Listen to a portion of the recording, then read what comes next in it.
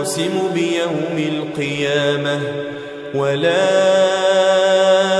أقسم بالنفس اللوامة إن الحمد لله نحمده ونستعينه ونستغفره ونؤمن به ونتوكل عليه ونعوذ بالله من شرور أنفسنا ومن سيئات أعمالنا من يهده الله فلا مضل له ومن يضلل فلا هادي له وأشهد أن لا إله إلا الله وحده لا شريك له وأشهد أن محمدا عبده ورسوله أما بعد فإن خير الحديث كتاب الله وخير الهدي هدي محمد صلى الله عليه وسلم وشر الأمور محدثاتها وكل محدثة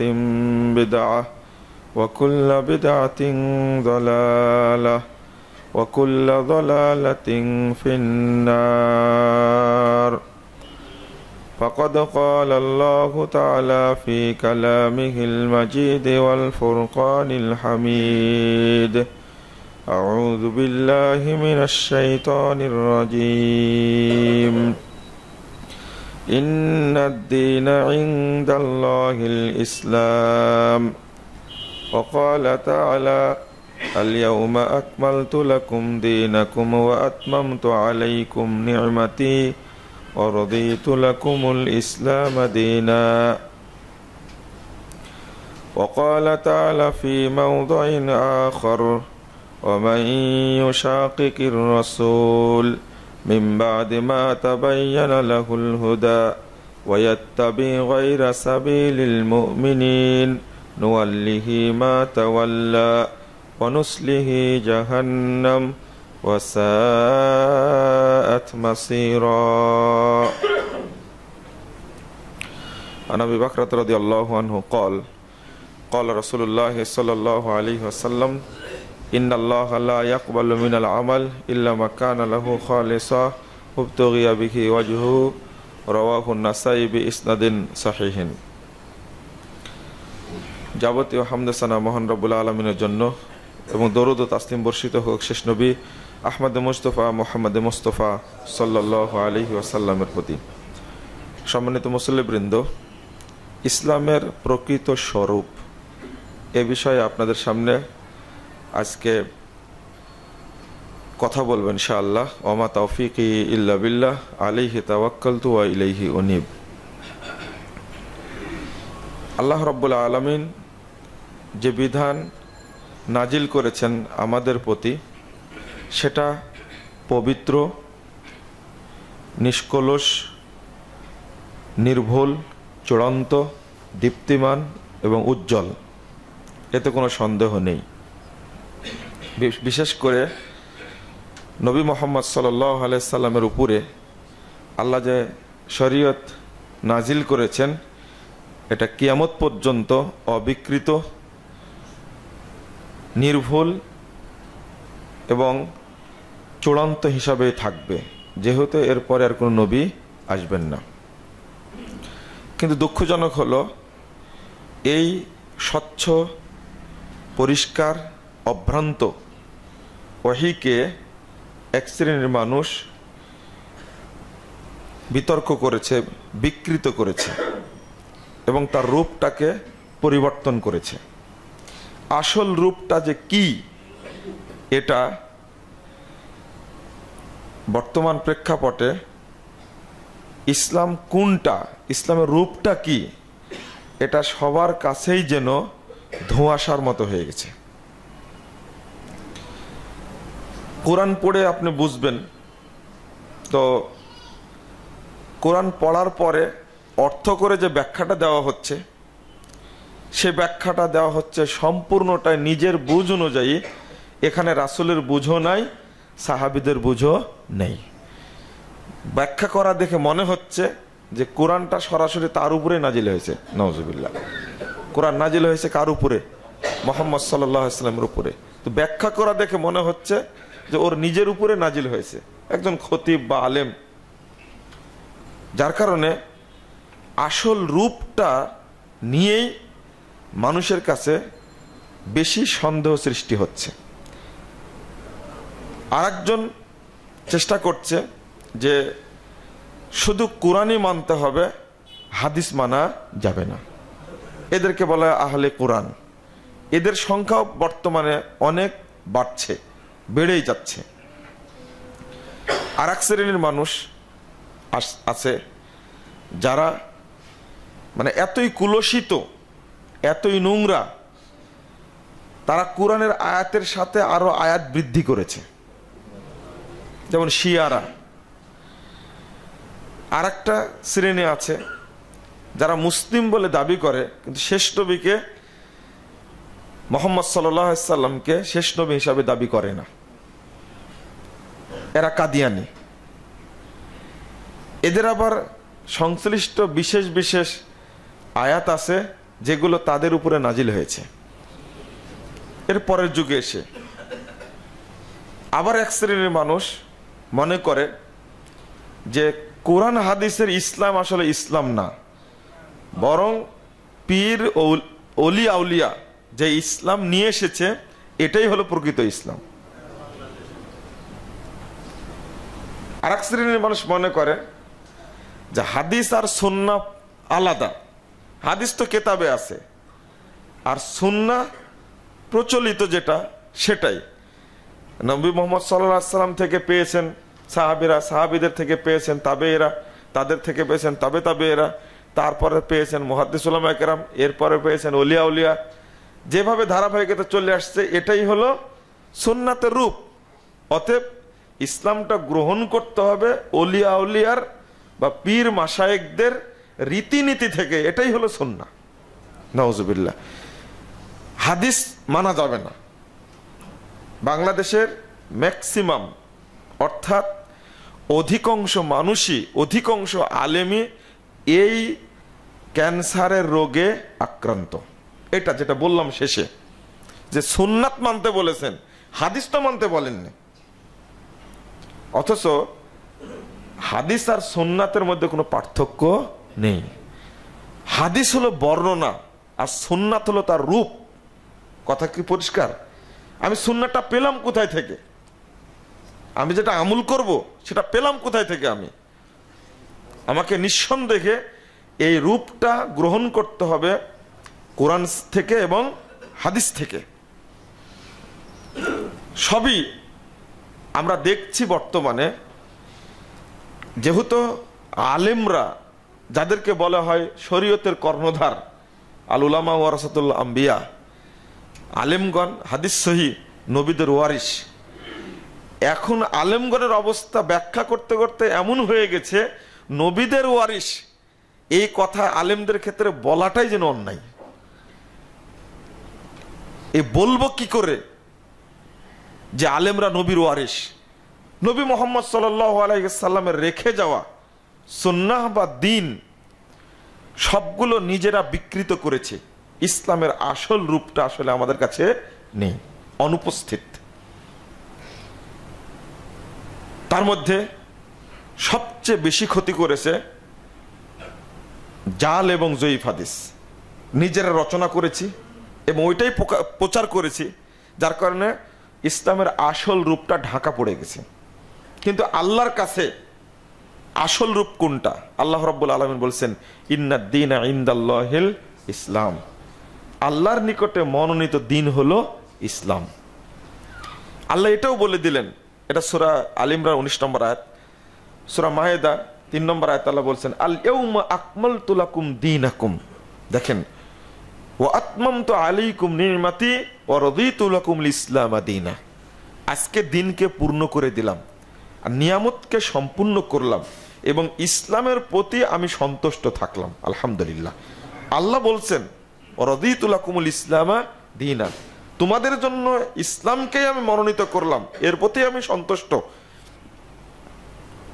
আল্লাহ রাব্বুল আলামিন বলছেন সূরা সফ 9 নম্বর আয়াতে, এই আয়াতটা 3 জায়গায় এসেছে, ওয়াল্লাযী আরসালা রাসূলাহু বিল হুদা ওয়া দীনিল হক লিইয়ুযহিরা আলাদ দীনি কুল্লি।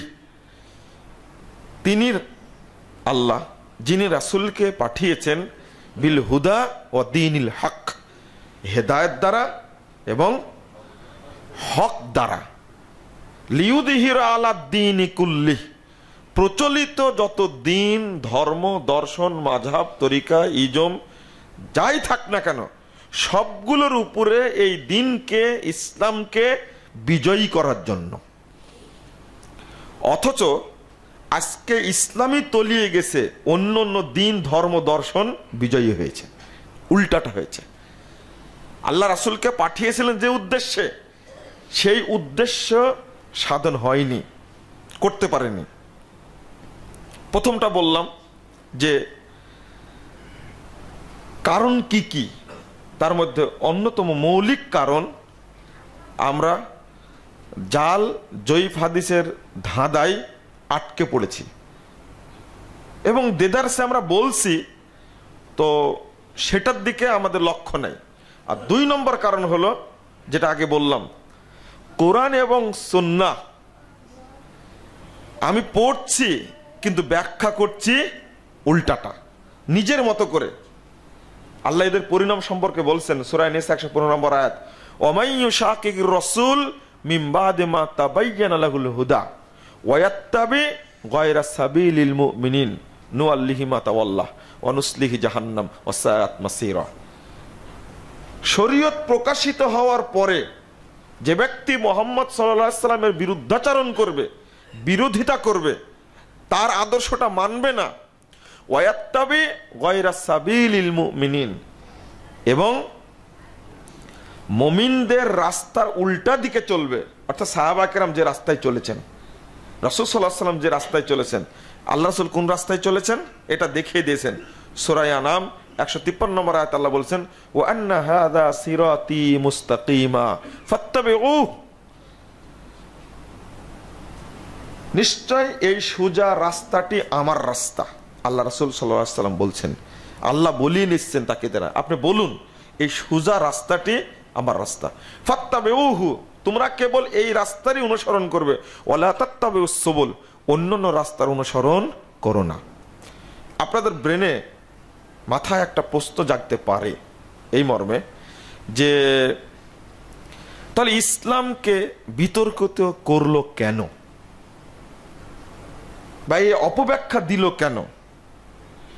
তাহলে দিনটাই কি বিতর্কিত? আর একটা প্রশ্ন যে মুসলিমরা এত দলে বিভক্ত হবে কেন? এটা হলো বান্দাদের জন্য, এর উত্তর হলো বান্দাদের জন্য এটা হলো পরীক্ষা। আল্লাহ আপনাকে পরীক্ষায় ফেলেছেন।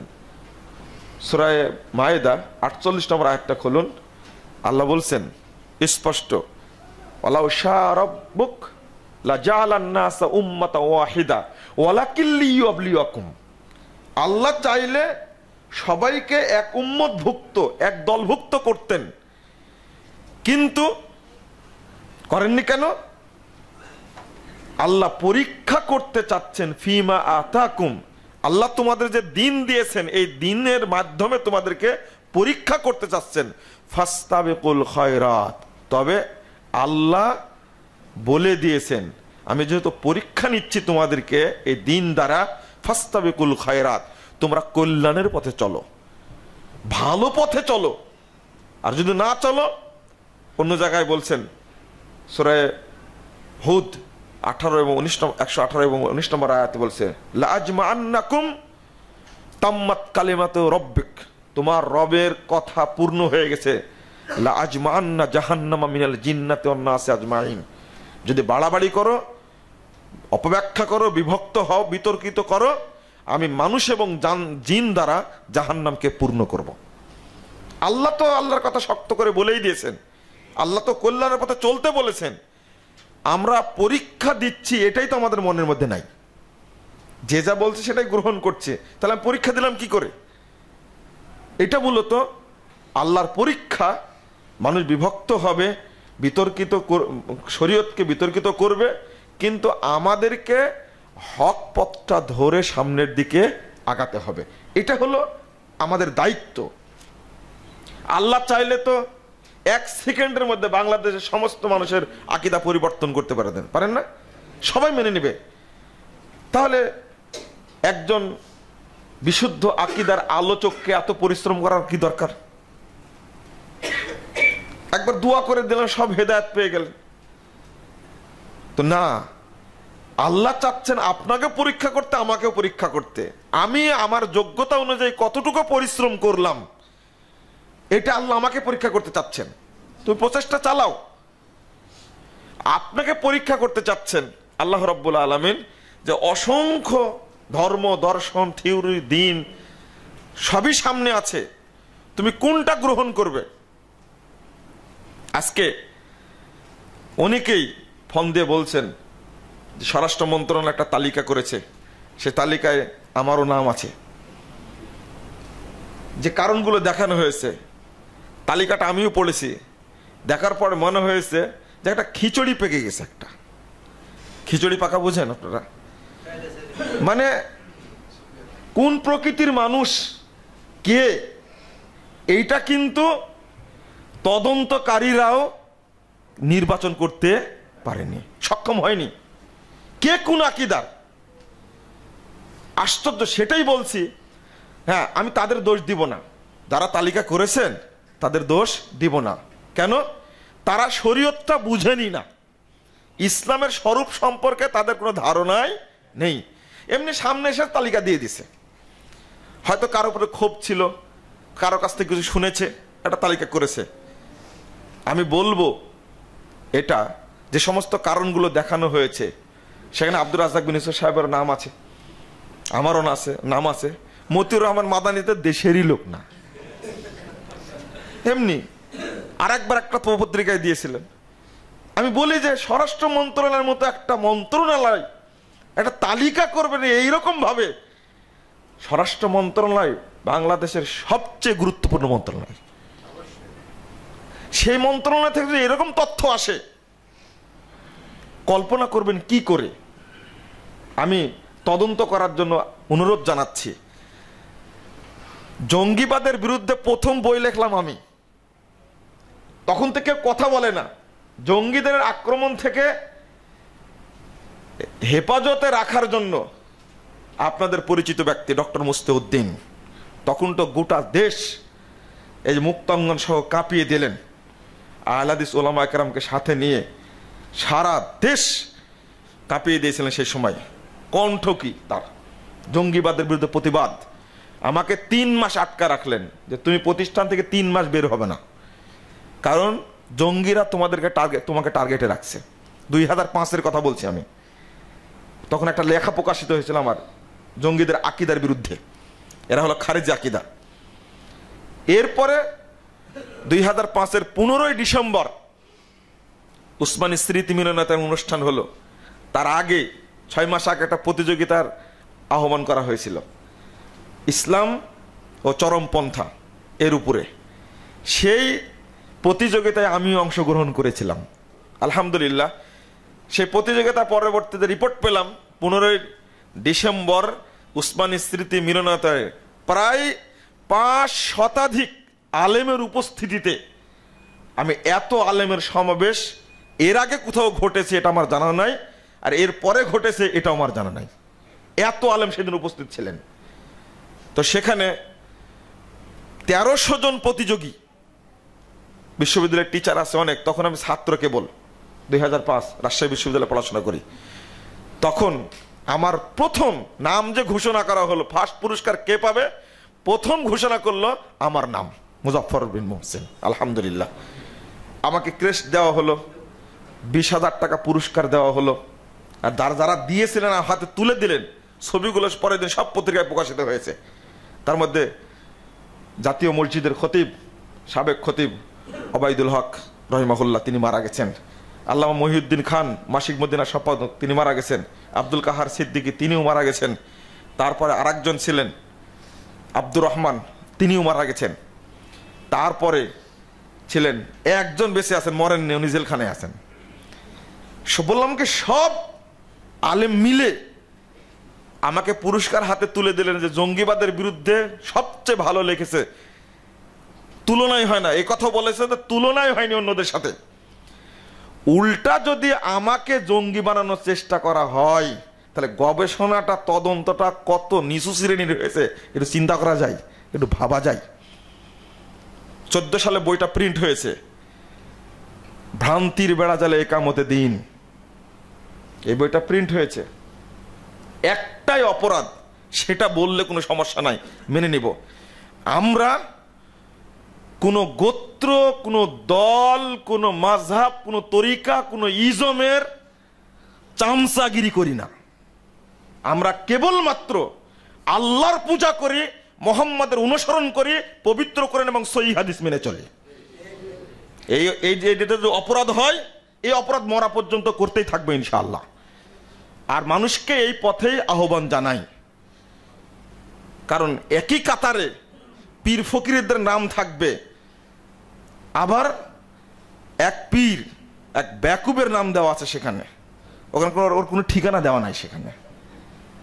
যে এই মারদুদ, এই বদমাশটা, এই কাদিয়ানীদের মতো, যারা শিয়াদের মতো, যারা নবীর নামে মিথ্যাচার করে থাকে, সে নাকি দাবি করেছে, আমি একদিন বক্তব্য শুনলাম যে ফাতেমা রাদিয়াল্লাহু আনহাকে আমি জড়িয়ে ধরলাম, আমাকে বিয়ে দিয়ে দিছে।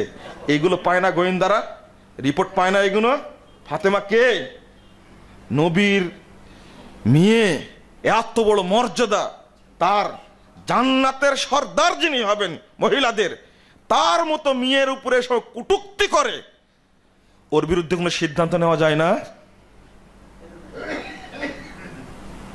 নবীকে যদি ভালোবাসি, একটু চিন্তা করি, তাহলে তো আমি তো একটা কথা বলতাম, সিদ্ধান্ত নিতাম। নিচ্ছি না কেন সিদ্ধান্ত?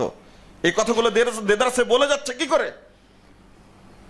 আর বক্তাদের ট্যাক্স নেওয়া হবে। যত বাংলাদেশের পীর ফকির রয়েছে, তারা পীরের মাজারে কোটি কোটি টাকা ইনকাম করছে, এদের কোনো ট্যাক্স লাগে না, এদের টিন সার্টিফিকেটও নাই। এগুলো তো ফানাফিল্লা হয়ে গেছে সব, যেহেতু এগুলো লাগে না। আমরা মানুষের কাছে স্পষ্ট করে বলতে চাই যে আমরা যে কথাগুলো বলি সেটা কোরআন হাদিস দ্বারা প্রমাণিত কিনা আগে দেখুন, আগে পড়াশোনা করুন, বিশ্লেষণ করুন।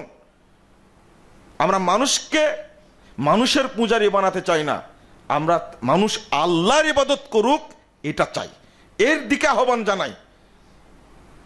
আমরা ভোটের রাজনীতি করেন, ভোটছে আপনাদের কাছে কোনো রেকর্ড আছে? আমরা বলেছি কোনোদিন? চিন্তা করেছি? ভাবছি? আমরা সমাজ সংস্কারের কাজ করে থাকি। বলছিলাম যে বড় প্রবলেম যে সব খিচুড়ি পেকে গেছে শরীয়তের নামে, এটা হলো বড় সমস্যা। কোনটা যে আসল আর কোনটা যে নকল, এটা একজন ব্যক্তির নির্ধারণ করা খুব কঠিন। গতকালকের আগের রাত্রিতে ইবাদত করে বলা হয়েছে সিয়াম রাখার জন্য। গতকালকে অসংখ্য মানুষ সিয়াম রেখেছিলেন। 27শে রজব মেরাজে গেছিলেন মুহাম্মদ সাল্লাল্লাহু আলাইহি ওয়াসাল্লাম। এই রাত্রিতে ইবাদত হবে আর দিনে কি হবে?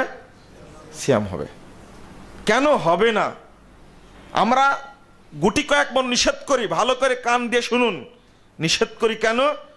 কোরআন এবং সহিহ হাদিসে রজব মাসে এক্সট্রা কোনো ইবাদত নেই, কোনো দলিল দ্বারা প্রমাণিত না।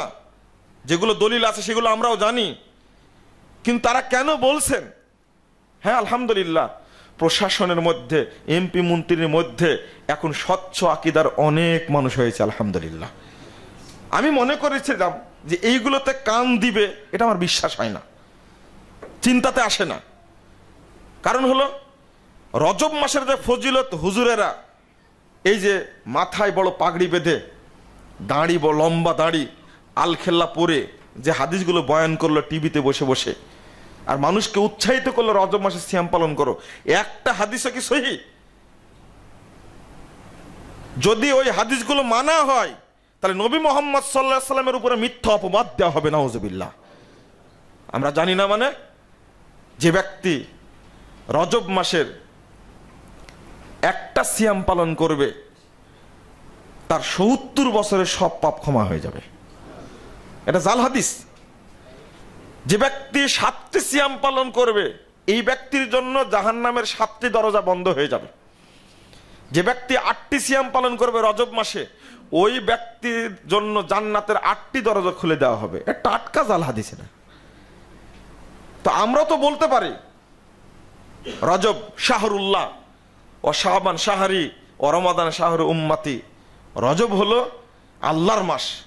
কোন মাস আল্লাহর বলেন তো? না, একটা মাস আল্লাহর আছে, আল্লাহ বিশেষ মর্যাদা দিয়েছেন। না, এটাও হলো না। আল্লাহ রাসূল সাল্লাল্লাহু আলাইহি ওয়াসাল্লাম বলছেন যে আফজালুস সিয়াম বাদা রমাদান শাহরুল্লাহিল মুহাররম। মুহাররম মাস হলো আল্লাহর মাস। এটা আল্লাহ নিজে চিত্রিত করেছেন রাসূলুল্লাহ সাল্লাল্লাহু আলাইহি ওয়াসাল্লামের মাধ্যমে। আল্লাহ মুহররম মাসকে খুব সম্মান দিয়েছেন। এটা সহিহ বুখারী মুসলিমের হাদিস দ্বারা 367 পৃষ্ঠার মধ্যে আছে, সহিহ মুসলিমের মধ্যে। তো এই জাল হাদিসে বলা হচ্ছে রজব আল্লাহর মাস, শাবান মুহাম্মদ সাল্লাল্লাহু আলাইহি ওয়াসাল্লামের মাস, আর রমজান হলো আমার উম্মতের মাস। এটা কত ফজিলতপূর্ণ। এটা একটা জাল হাদিস। আর একটা জাল হাদিস যে ফিল জান্নাতে রজব, একটা ইসমা নাহার, রজব নামে একটা ঝর্ণা আছে জান্নাতে। যতগুলো ঝর্ণা আছে তার মধ্যে রজব একটা ঝর্ণা। তো এই ঝর্ণার পানি আসাদ্দু বায়াদাম মিনাল লাবান, দুধের চেয়ে অধিক সাদা, ও আহলা মিনাল আসাল, আর মধুর চেয়েও খুব সুস্বাদু। যে ব্যক্তি রজব মাসে সিয়াম পালন করবে ওই ব্যক্তিকে এই নহর থেকে পান করানো হবে। দেখেন, এই সমস্ত হাদিস শুনলে তো সুবহানাল্লাহ বলা ছাড়া কোনো উপায় নাই। যত বড় বড় ফজিলত। অনুরূপভাবে আপনি আরেকটা হাদিস যে 5 রাত্রির দোয়া কখনো ফেরত দেওয়া হয় না, তার মধ্যে হলো আউয়ালু লাইলাতিন মিন রজব, রজবের প্রথম রাত্রির দোয়া কখনো ফেরত দেওয়া হয় না। ও তারপরে আসছে কি, এই তো 2 দিন পরে শুরু হবে ও লাইলাতু নিসফিন মিন শাবান, শাবানের মধ্যরাতের দোয়া কখনো ফেরত দেওয়া হয় না। আর একটা হলো জুমার রাত, তাহলে 3 রাত হলো। আর একটা হলো লাইলাতুল ফিতর আর লাইলাতুল দুহা, অর্থাৎ ঈদুল আজহার রাত আর ঈদুল ফিতরের রাত। এই 5 রাতের দোয়া কখনো ফেরত দেওয়া হয় না। এটা বাতিল হাদিস, জাল হাদিস। তো এইগুলো তো বললে মানুষ উৎসাহিত হবে। কত মহিলারা সিয়াম পালন করলো এর উপরে, এই হাদিসগুলোকে লক্ষ্য করে। আর তো দোয়া পড়তে আসে, আল্লাহুম্মা বারিক লানা ফি রজব ওয়া শাবান ওয়া বাল্লিগনা রমাদান। আপনাদের মুখস্থ আছে, এই সনদ ঠিক না। তা আমরা বলি কোনটা, যে জাল হাদিসগুলো মানা যাবে না। মুহাদ্দিস যায়েদ ইবনে আসলাম কত ক্ষোভ নিয়ে বলছেন, মান আমিলা বি খাবারিন সাহহা আন্নাহু কিস ফাহুয়া মিন খাদামি শয়তান। তাজকিরাতুল মাওজুআত 7 নম্বর পৃষ্ঠার মধ্যে মোহাম্মদ তাহির পাট্টানি তিনি এই কথাটা নিয়ে আসছেন। তিনি বলছেন, মুহাম্মদ ইবনে যায়েদ ইবনে আসলাম তিনি বলছেন, যে ব্যক্তি জানলো হাদিসটা জাল, এই জাল হাদিসের প্রতি যে ব্যক্তি আমল করে ওই ব্যক্তি শয়তানের ইবাদত করে। নাউযুবিল্লাহ। তাহলে আমরা জাল হাদিস মানতে যাব কেন? মুহাম্মদ সাল্লাল্লাহু আলাইহি সাল্লাম কেন বললেন এতগুলো শক্ত কথা? সহিহ বুখারী খুলুন, 21 পৃষ্ঠার মধ্যে এসেছে, লা তাকযিব আলাইয়া, আমার উপরে মিথ্যাচার করো না। মানিল্লাযী ইয়াকযিবু আলাইয়া ইয়ালিজিন নার, যেই মিথ্যাচার করবে আমার উপরে সেই জাহান্নামে প্রবেশ করবে। আরেকটা হাদিস এসেছে, মাইয়াকুল আলাইয়া মা লা মাকুল, কেউ যদি এমন কথা বলে আমার নামে যে কথা আমি বলিনি, কেউ যদি এমন কথা বলে যে কথা আমি বলিনি, ফালিয়াতাবাওয়া মাকাদাহু মিনান নার, সেজন্য তার স্থান জাহান্নামে করে নাই। 6 নম্বর খণ্ডের 5 নম্বর খণ্ডের 666 পৃষ্ঠার মধ্যে আসছে, মুস্তাদে আহমদ, রাসূলুল্লাহ সাল্লাল্লাহু আলাইহি সাল্লাম বলেছেন, মানিল্লাযী ইয়াকযিবু আলাইয়া ইবনা লাহু বাইতুন ফিল নার, যে ব্যক্তি আমার উপরে মিথ্যাচার করবে তার জন্য জাহান্নামে ঘর তৈরি করা হবে। রাসূল সাল্লাল্লাহু আলাইহি সাল্লাম বলেছেন, ইয়াকুম কাসরাতুল হাদিস, ইবনু মাজার 5 পৃষ্ঠার মধ্যে আসছে, তোমরা বেশি বেশি হাদিস বর্ণনা করা থেকে সাবধান থেকো। মাইয়াকুল আলাইয়া, কেউ যদি আমার সম্পর্কে কোনো কথা বলে, ফালিয়াকুল হাক্কানা ওয়া সিদকা, সেজন্য সঠিকটা বলে, হকটা বলে। কারণ মাইয়াকুল আলাইয়া মালামাকুল, কেউ যদি এমন কথা বলে যে কথা আমি বলিনি, ফালিয়াতাবাওয়া মাকাদাহু মিনান নার, সেজন্য তার স্থান জাহান্নামে করে নেই। এতগুলো হাদিস বললেন মুহাম্মদ সাল্লাল্লাহু আলাইহি সাল্লাম ঘোড়ার ঘাস কাটার জন্য? এমনি বলেছেন? এই উম্মত জাল হাদিস তৈরি করবে টাটকা টাটকা, এটা আল্লাহ জানেন। রাসূলুল্লাহ সাল্লাল্লাহু আলাইহি ওয়াসাল্লামের মুখ দিয়ে বের করে নিয়েছেন, তুমি জাল হাদিসের বিরুদ্ধে বলে যাও। সাহাবা কেরাম কত কঠোর সিদ্ধান্ত নিলেন, কেউ যেন আল্লাহর নবীর বিরুদ্ধে কোন জাল হাদিস যেন তৈরি করতে না পারে। কতগুলো হাদিস নেবেন। অনুরূপ ভাবে আমাদের বিভ্রান্ত করেছে সবচেয়ে বেশি, সেটা হলো গত খুতবায় বলেছি কোরআনের অপব্যাখ্যা। আমি চেয়েছিলাম আর একটা খুতবা দেব, হ্যাঁ সময় আছে ইনশাল্লাহ, সুযোগ পেলে আর একটা খুতবা দেব যে কোরআনের আয়াত পড়ে কিভাবে অপব্যাখ্যা করা হচ্ছে।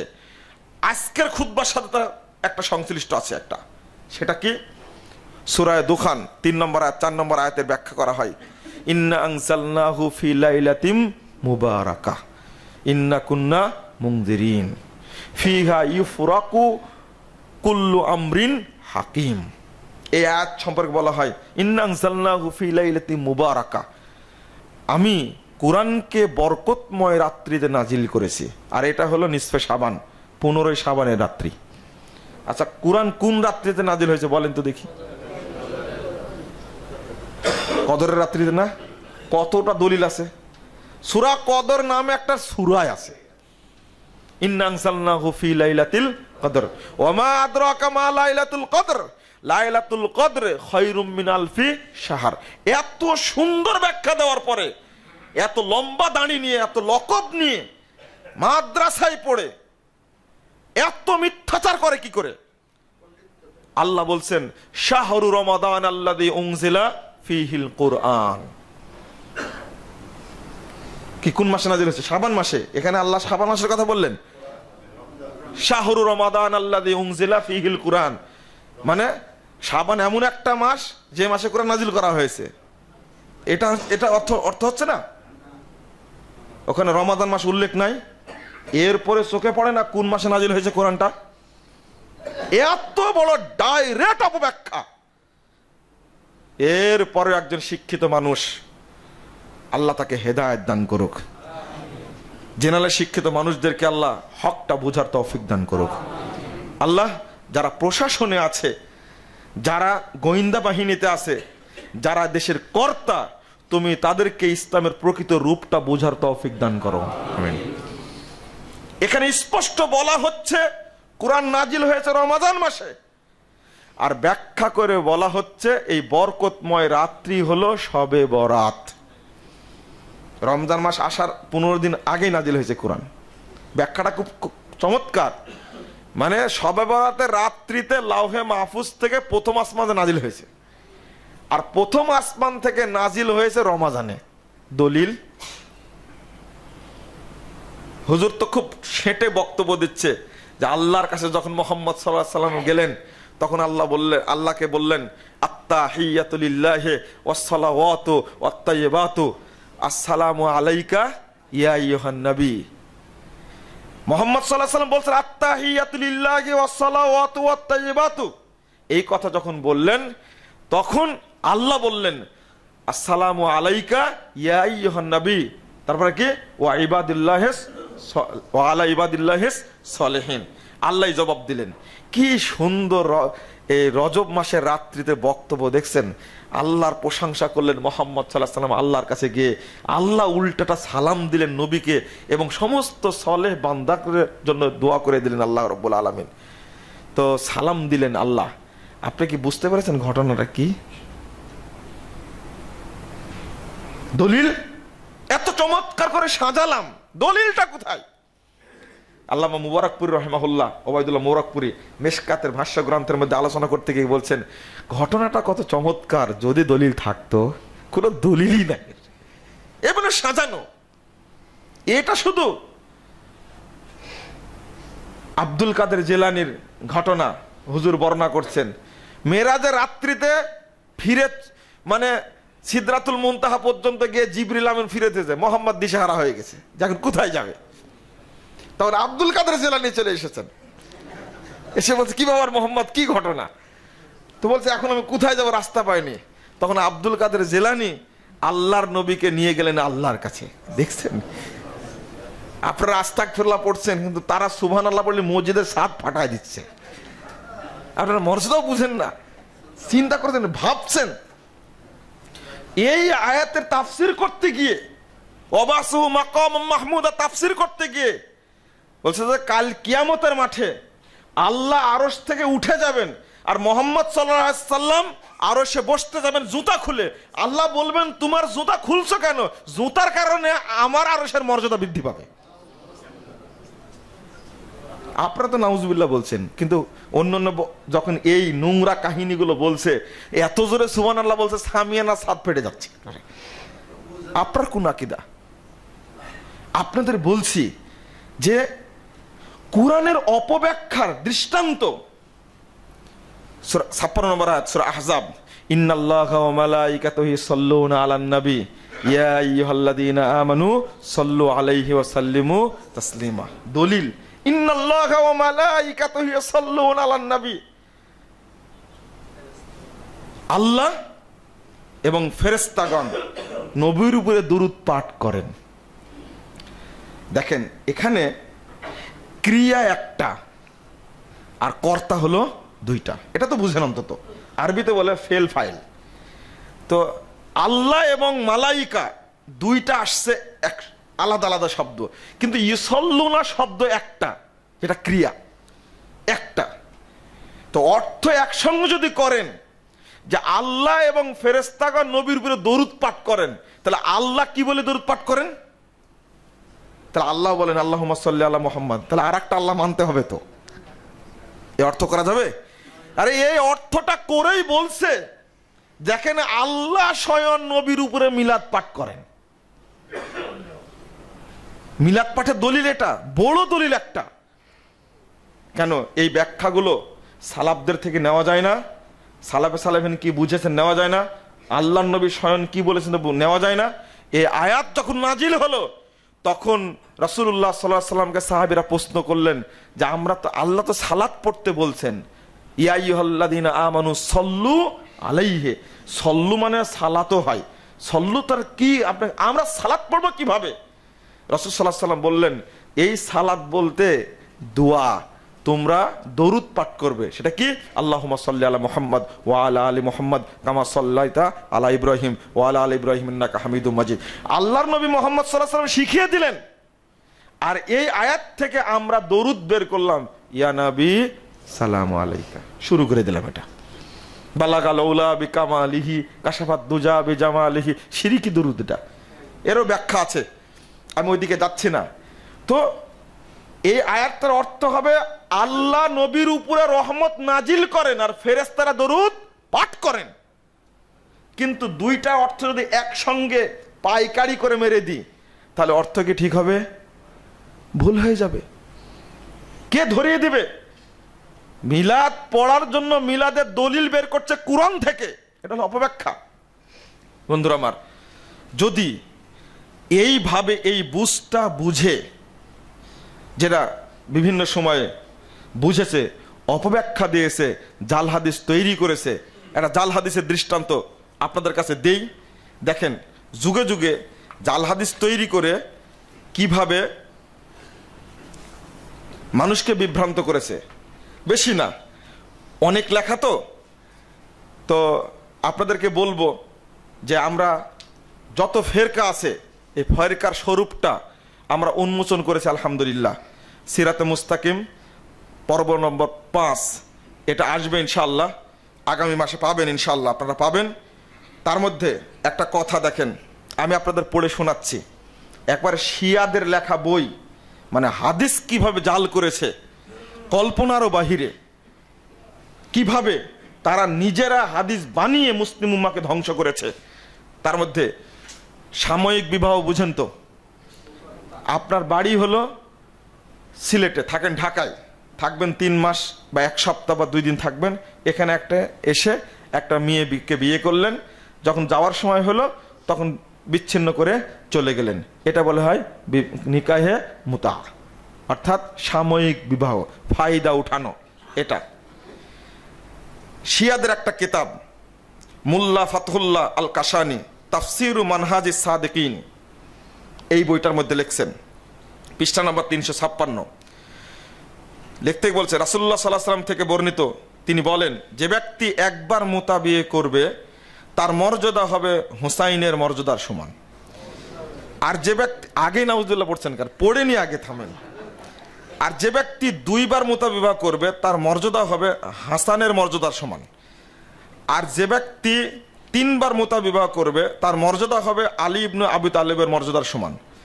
আর যে ব্যক্তি 4 বার মুতা বিবাহ করবে তার মর্যাদা হবে আমার মর্যাদার সমান। আমার মানে বুঝতে পারছেন কার? রাসূল সাল্লাল্লাহু আলাইহি ওয়াসাল্লাম। নাউজুবিল্লাহ, আস্তাগফিরুল্লাহ। তিনি আরো বলেন, নবী সাল্লাল্লাহু আলাইহি ওয়াসাল্লাম থেকে বর্ণিত, তিনি বলেন, যে ব্যক্তি মুতা বিবাহ না করে দুনিয়া থেকে বের হয়ে যাবে অর্থাৎ মৃত্যুবরণ করবে, সে কিয়ামতের দিন নাক কাটা অবস্থায় হাজির হবে।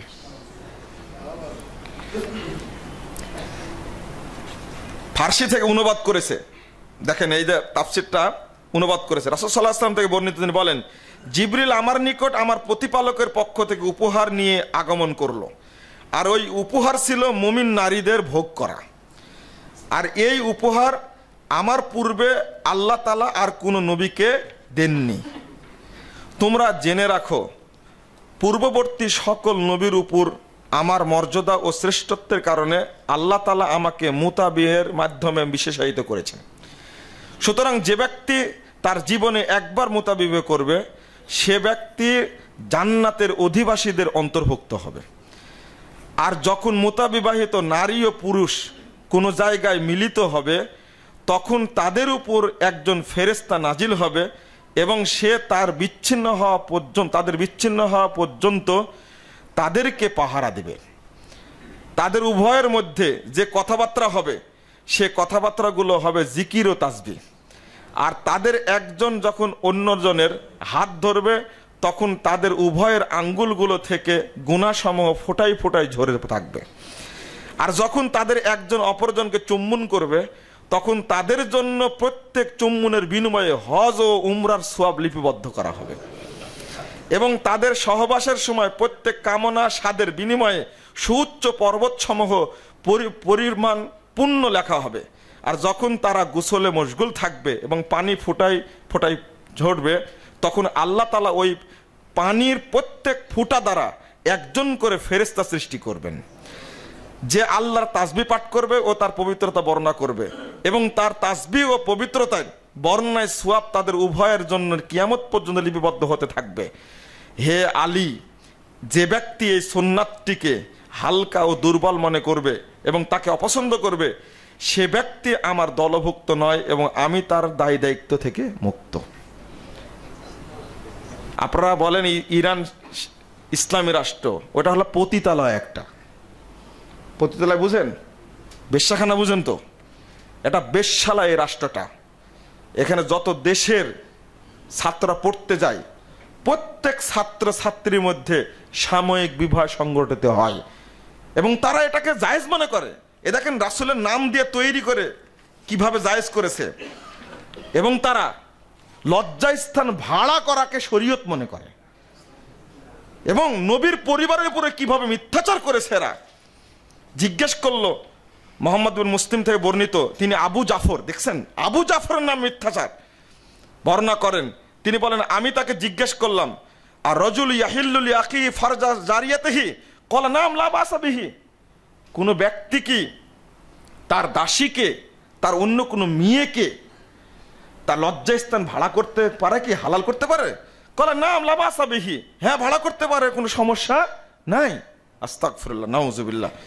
আবার বলছে, ইয়া মুহাম্মদ খুয হাযিহিল জারিয়া, মুহাম্মদকে বলছে যে তুমি এই দাসীটা নাও, তাখদেমুকা, ও তোমার খেদমত করবে, ওয়া তুসিবু মিনহা, আর তুমি তার কাছ থেকে উপকার নিবা, ফাইদা খরাস্তা ফরদু দিলাইনা, যখন তুমি বেরিয়ে যাবে তখন আমাদের কাছে আবার ওকে মেয়েটাকে ফেরত দিয়ে যাও।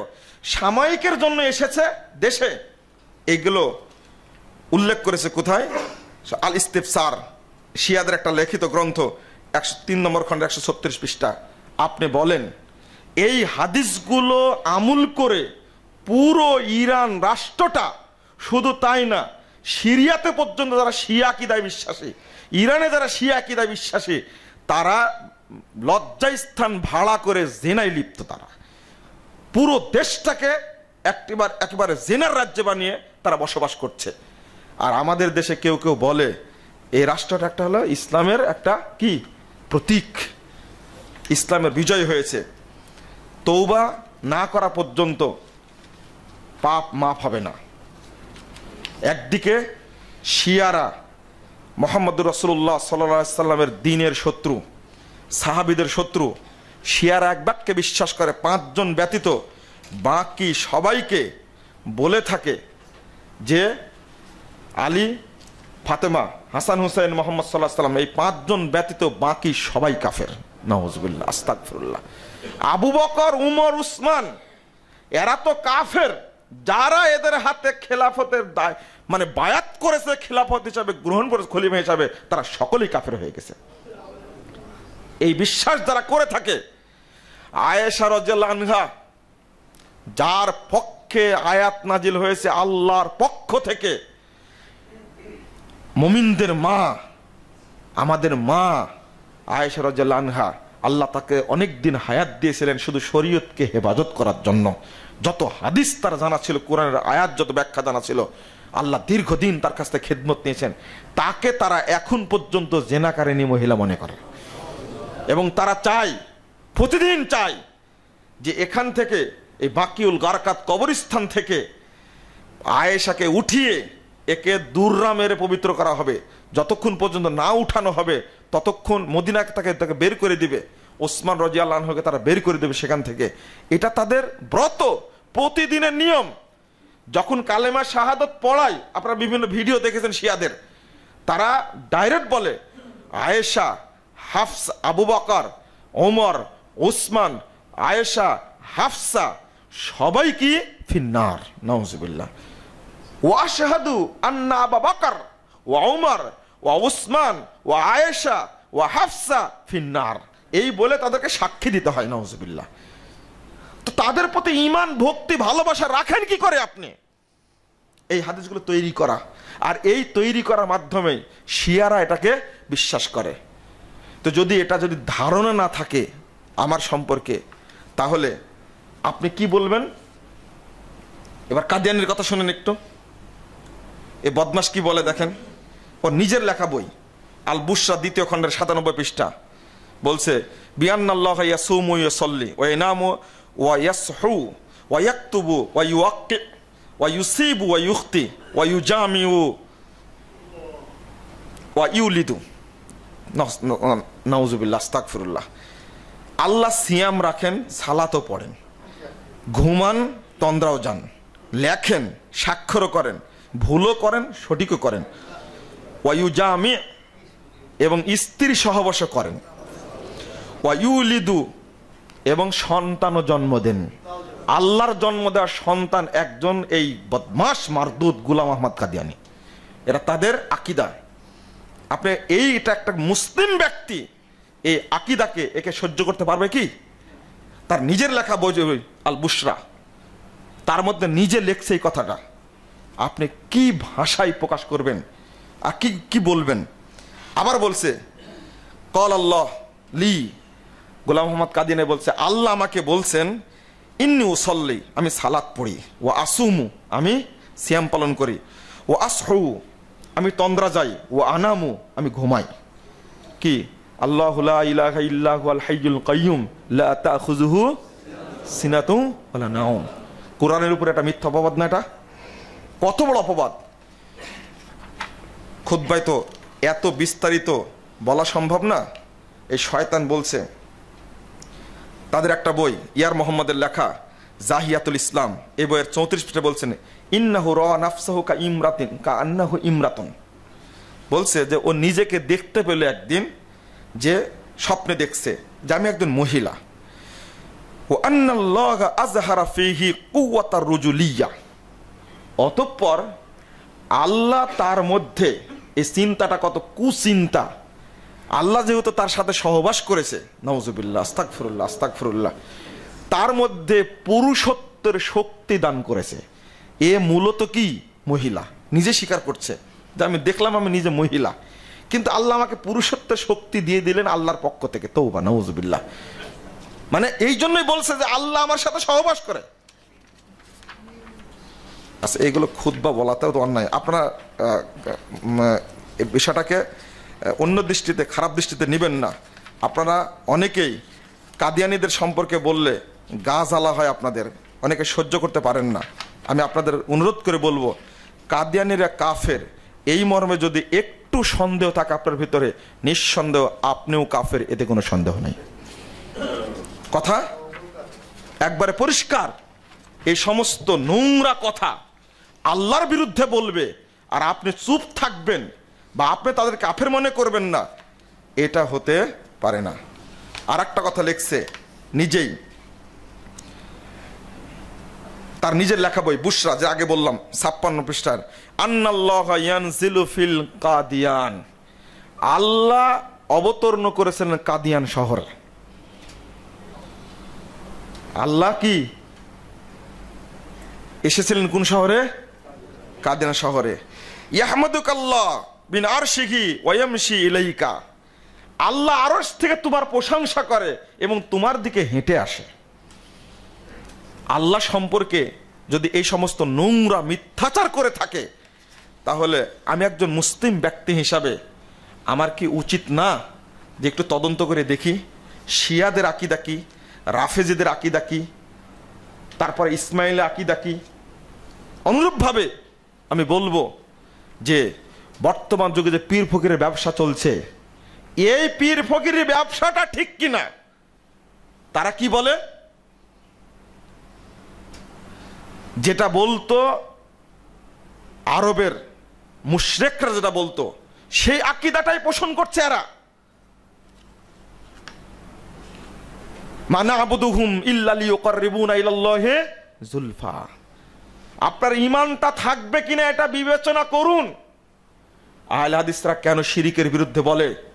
সালাফিরা কেন শিরিকের বিরুদ্ধে বলে? মানুষের ঈমান বাঁচানোর জন্য বলে।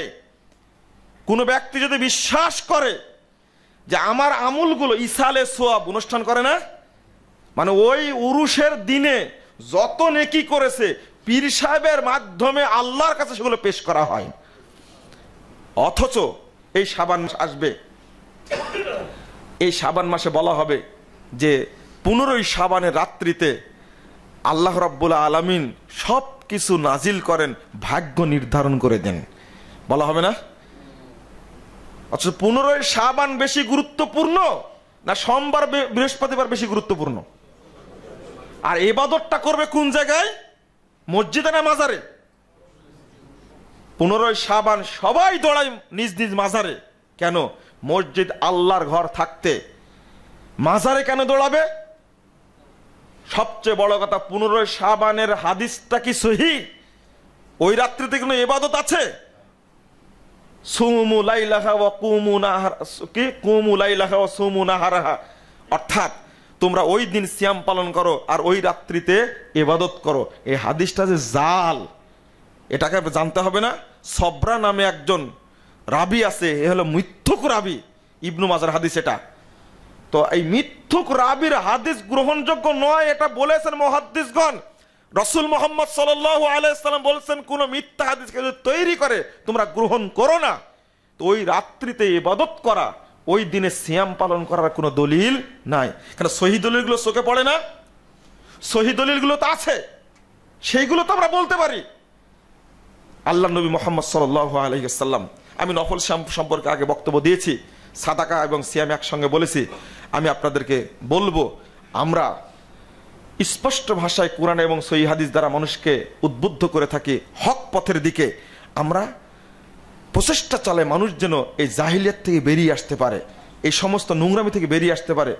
আপনাদের করণীয়, আমাদের করণীয়, শাবান মাসের 1 তারিখ থেকে নিয়ে 15 তারিখ পর্যন্ত বা কিছুদিন বাকি রেখে পুরো শাবানটাই সিয়াম পালন করা। এটাই হলো হাদিস দ্বারা প্রমাণিত। আর একটা, আল্লাহ রাব্বুল আলামিন রাসূল সাল্লাল্লাহু আলাইহি ওয়াসাল্লামকে বলছেন, তুমি বলে দাও, 2565 নম্বর হাদিস, সহিহ মুসলিম আসছে, তুফতাহু আবওয়াবুল জান্নাহ, জান্নাতের দরজাগুলো খুলে রাখা হয় 2 দিন, সোমবার এবং বৃহস্পতিবার।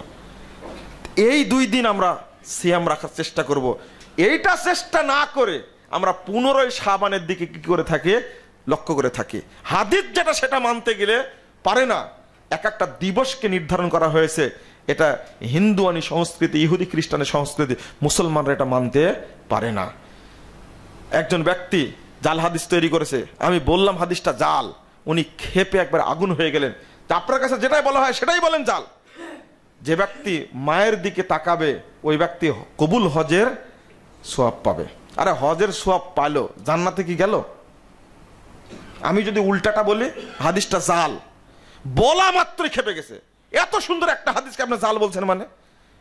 আমি বললাম যে মায়ের কবর জিয়ারত করার হাদিস যেটা আপনি বললেন এটাও তো জাল, সবই জাল বলে দেন আপনারা। আমি বললাম যে না, আপনাকে জানার জন্য বললাম এটা। আপনি সহিহ হাদিসটা বলেন, কোরআনের আয়াতটা বলেন, সেটা বললে সমস্যাটা কি? আলহামদুলিল্লাহ মায়ের মর্যাদা দেওয়া খুব শিখেছেন, জাল হাদিস বলে না, ওটা তো হজের নেকি পেয়েছেন। আমি বলবো মায়ের খেদমত করলে আল্লাহ রাব্বুল আলামিন তার জন্য জান্নাত ওয়াজিব করে দেন। আমরা জাল হাদিসের বিরুদ্ধে বেশি বেশি বলে থাকি, এই জন্য আমাদের বড় অপরাধ। আমরা এটাকে অপরাধ মনে করি না, বরং নবী সাল্লাল্লাহু আলাইহি সাল্লামের সুন্নাতকে হেফাজতের জন্য চেষ্টা মনে করে থাকি। আমরা এই চেষ্টা করে যাব। আপনাদের অনুরোধ করব আমরা যে আসুন আপনারা একটু প্রচারে মনোযোগ দিন। ও বলতে ভুলে গেলাম, প্রত্যেক মানুষকে আমি বলবো, আমাদের ছোট ভাই মোকাররম বিন মুহসিন মাদানী ও খুতবা দিয়েছে, এখানে আপনারা তাকে চিনেন। মা বাবা ও আজকের সমাজ নিয়ে একটা বই লিখেছে, খুব চমৎকার। মানে মা বাবার কিভাবে খেদমত করতে হবে, এই বইটা আমার কাছে পড়ে একটা ব্যতিক্রম মনে হয়েছে। মতিউর রহমান মাদানী খুব খুশি হয়ে এটা আবার সম্পাদনা করে দিয়েছেন, আলহামদুলিল্লাহ। তো আমি অনেক তথ্য জানতাম না, এবং মা বাবার খেদমত কিভাবে করতে হবে সেটা কোরআন হাদিস পড়লেও ওইভাবে বুঝিনি। বইটা পড়ে যতটুকু আমার বুঝ এসেছে। দ্বিতীয় কথা বলবো, আপনাদেরকে অনুরোধ করব, সামনে রমাজান মাস আসছে। এই রমাজান মাসে এই আলামিন মসজিদের যে কাজের অর্থাৎ নির্মাণের জমি কিনার যে যতটুকু বাকি আছে এবং নির্মাণের জন্য আপনাদের অনুরোধ করব যে এই চাইলাম রমাজান মাসে আপনারা একটা ফান্ড যার যতটুকু সাধ্য ততটুকু দিবেন। আমি বলবো রমজান মাসে একটা বৃহৎ ফান্ড এই মসজিদের নির্ধারণ করে রাখবেন ইনশাআল্লাহ। আপনারা দিয়েছেন অনেকে, আমি দোয়া করছি আল্লাহর কাছে, আল্লাহ তুমি এই দানের বিনিময়ে তুমি তাদেরকে জান্নাতুল ফেরদাউস উচ্চ স্থান দান করো, আমিন। আমার দোয়া করতে অসুবিধা নেই, কারণ আপনার জন্য কবুল হলো, এটা আমিও পাবো, আমার কৃপণতা নাই। আপনাদের আমি অনুরোধ করব এইটা। তৃতীয় অনুরোধ আপনাদের প্রতি, সেটা হলো এই, আপনারা অনেক জাকাতের পয়সা ব্যয় করেন, বিভিন্ন খাতে ব্যয় করেন, দানের পয়সা ব্যয় করেন বিভিন্ন খাতে, কিন্তু দিন প্রচারের খাতে কেউ ব্যয় করতে চায় না। দিন প্রচারের ক্ষেত্রে এতই অলসতা, এতই ধীর গতি। অন্যদিকে মানুষ এই যে শিয়াদের কত বই, কাদিয়ানীদের কত বই, মাজার পূজাদের কত বই পত্র, বক্তব্য বিভিন্ন জায়গায় যেভাবে চলছে, আমরা আর কয়জন কথা বলি, হক হক কথা কতজন বলি? তারা বলছে হাজার হাজার, আমরা বলছি দুই একজন। কিন্তু এরপরেও আপনার প্রচেষ্টা আমার প্রচেষ্টা সম্মিলিত হয়ে যদি দাওয়াতি কাজটাকে এগিয়ে নেওয়া যায়, ইনশাল্লাহ ইনশাল্লাহ ইনশাল্লাহ এই দেশে একদিন তাওহীদের প্রতিষ্ঠা লাভ করবে ইনশাল্লাহ। তো ওই প্রচেষ্টা তো করতে হবে আমাদেরকে। আগে উপমহাদেশটা ছিল একবার শিরিক বেদাতে পরিপূর্ণ। একজন মানুষ সাইয়েদ আহমদ শহীদ, শাহ ইসমাইল শহীদ, আল্লাহু আকবার, তাদের যে খেদমত, এক একটা বই আমি আপনাদের বলেছিলাম যে শাহ ইসমাইল শহীদের বইটা এই সবাই চিনে, কে রাজনৈতিক ব্যক্তি কার অরাজনৈতিক ব্যক্তি, শিক্ষিত মূর্খ, শাহ ইসমাইল শহীদের নাম সবাই জানে। তারই লেখা কয়েকটা বই, তার মধ্যে একটা হলো তাওহীদের বার্তা। এই বইটা আমরা অনুবাদ করেছি, আলহামদুলিল্লাহ। চেয়েছিলাম বইটি কয়েক লক্ষ কপি প্রিন্ট করে, কিছু প্রিন্ট করেছি, আমি সব প্রিন্ট করতে পারি। তার লেখাটা খুব চমৎকার ছিল। আমার আক্ষেপ এবং দুঃখ একটাই যে আমাদের আল্লাহ লেখার তৌফিক দিয়েছেন, কিন্তু প্রিন্ট করে বিতরণের তৌফিক দেননি। এরপরও সাহস নিয়ে আপনাদের দিনী ভাই অনেক বোন আছেন, আপনারাই সাহস নিয়ে এক নজরে আকিদা তাওহীদ, এক নজরে ওযু সালাত, এক নজরে হজ উমরা, এক নজরে সিয়াম রমাদান, এক নজরে দোয়া ও জিকির, এই বইগুলো বিনামূল্যে প্রচুর পরিমাণে গতবার তো প্রায় 3 থেকে 3.5 লক্ষ কপি বিতরণ করেছে আলহামদুলিল্লাহ। আগামী রমাদানে আমরা করতে চাই। আপনাদের প্রত্যেকের কাছে আমার অনুরোধ থাকবে, দাওয়াতি কাজের মনোনিবেশ করুন। আপনার কাছে টাকা চাচ্ছি না আমি, আপনি বইটা বিতরণ করুন। কেউ 20 কপি নিচ্ছে, কেউ 50 কপি নিচ্ছে, নিয়ে যে কোথায় বান্দরবান, খাগড়াছড়ি, কোথায় ঝালুকাঠি, কোথায় বরগুনা, বিভিন্ন জায়গায় নিয়ে যাচ্ছে। আর এটা আমরা চেষ্টা করে আপনাদের জাকাত ফান্ড থেকে নিয়ে মানুষের কাছে দাওয়াতি কাজ করার জন্য আপনাদের প্রতি অনুরোধ থাকবে, দাওয়াতি কাজে পিছিয়ে থাকবেন না। আল্লাহ রাব্বুল আলামিন যেন এই দেশটা সহিহ হাদিসের দেশ হিসাবে কবুল করে নেন, আমিন। আল্লাহ তুমি এই দেশকে নির্ভেজাল তাওহীদের দেশ হিসাবে কবুল করে নাও। আল্লাহ তুমি তাদেরকে হেদায়েত দান করো যারা এই দেশে শিরিক বিদআতের প্রচার করছে, এই সমস্ত আলেমদেরকে তুমি হেদায়েত দান করো, আমিন। আল্লাহ আমাদের দেশকে তুমি জঙ্গিবাদ এবং দুর্নীতিমুক্ত দেশ হিসেবে কবুল করে নাও, আমিন। আল্লাহ যারা ইসলামের প্রকৃত রূপটা জানে না তাদেরকে জানার তুমি তৌফিক দান করো, তাদের চোখটা তুমি খুলে দাও, আমিন। তুমি খুলে দিয়েছো ইতিপূর্বে বহু দেশে, বহু জায়গায়, উপমহাদেশে খুলে দিয়েছো।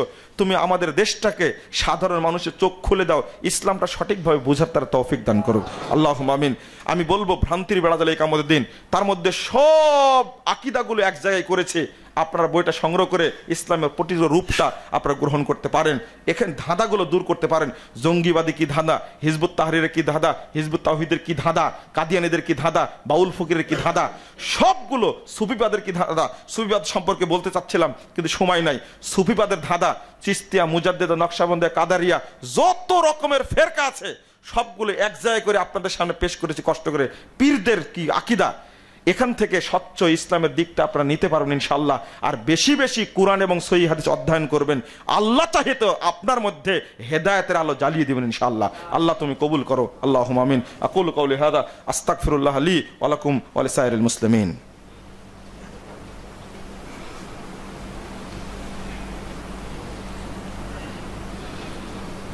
আলহামদুলিল্লাহি ওয়াহদা والصلاة والسلام على من لا نبي بعده اللهم صل على محمد وعلى آل محمد كما صليت على إبراهيم وعلى آل إبراهيم إنك حميد مجيد اللهم بارك على محمد وعلى آل محمد كما باركت على إبراهيم وعلى آل إبراهيم إنك حميد مجيد ربنا آتنا في الدنيا حسنة وفي الآخرة حسنة وقنا عذاب النار اللهم أعز الإسلام والمسلمين اللهم أعز الإسلام والمسلمين وانصر عساكر الموحدين اللهم انصر من نصر دين محمد صلى الله عليه وسلم واجعلنا منهم واخذل من خذل دين محمد صلى الله عليه وسلم ولا تجعلنا منهم ربنا فاغفر لنا ذنوبنا وكفر عنا سيئاتنا وتوفنا مع الأبرار رب اغفر وارحم وأنت خير الراحمين رب اغفر وارحم وأنت خير الراحمين ربنا لا تؤاخذنا إن نسينا واخطأنا ربنا لا تؤاخذنا إن نسينا واخطأنا ربنا لا تؤاخذنا إن نسينا واخطأنا ولا تحملنا ما لا طاقة لنا به